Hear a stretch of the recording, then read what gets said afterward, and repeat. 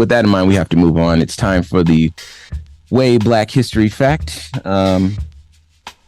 Today's Way Black History Fact is sponsored by Underground Beach Club. From the streets to the beach. For the latest in beachwear, visit undergroundbeachclub.com. Today we're going to listen to a video recording from Dr. William Darity, who's speaking to a crowd member at the University of Massachusetts. Q, I think you got this one.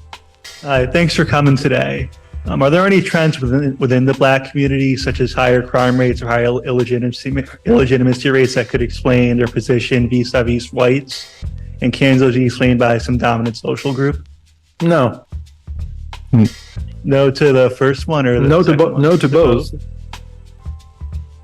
There's no. I mean, it's there's a propagandistic mechanism that's afloat about, Black illegitimacy and Black criminality. I guess it depends on what kind of crime you have in mind. If we think about which community in the United States has the highest degree of history of violence, that's unquestionably white Americans. Unquestionably. I mean, I'm not sure if you're aware of the 100 massacres that were conducted between the end of the Civil War and World War II that were directed against Black communities throughout the United States, in which thousands of Blacks were killed and the white terrorists appropriated Black-owned property. So there's no segment of the population that has a greater history of violence than white Americans. So when you talk about these kinds of matters to me, you're actually mouthing a set of propagandistic claims that are made on the right in the United States, and they do not have a foundation in fact. Wow. All right. Why don't you start us off, Q? Once upon a time, our fellow Americans cared about the last thing that he said. They do not have a foundation in fact. And this wasn't a very long time ago, where conversations had to start on there being a shared version of what facts are. But information like what the person in the audience asked with regards to Black illegitimacy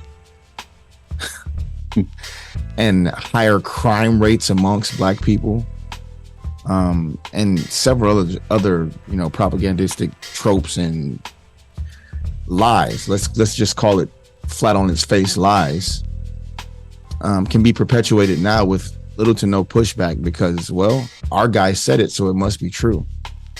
Even though we're looking at facts that says it's not, we're going to go with our guy. I'm going to add to that because you're absolutely right.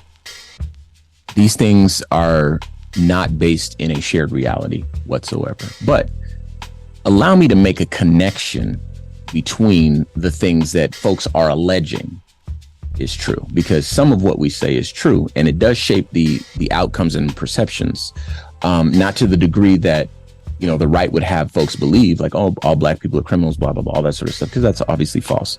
But let me connect this for you.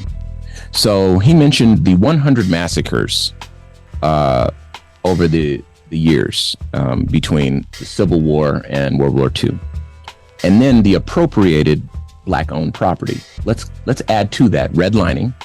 Now you're talking about Black wealth or the lack thereof. And then you're talking about Black illegitimacy, which that only started taking place so that Black people could get more assistance from the state. So without the land and the wealth. And then obviously poverty is a breeding ground for criminality.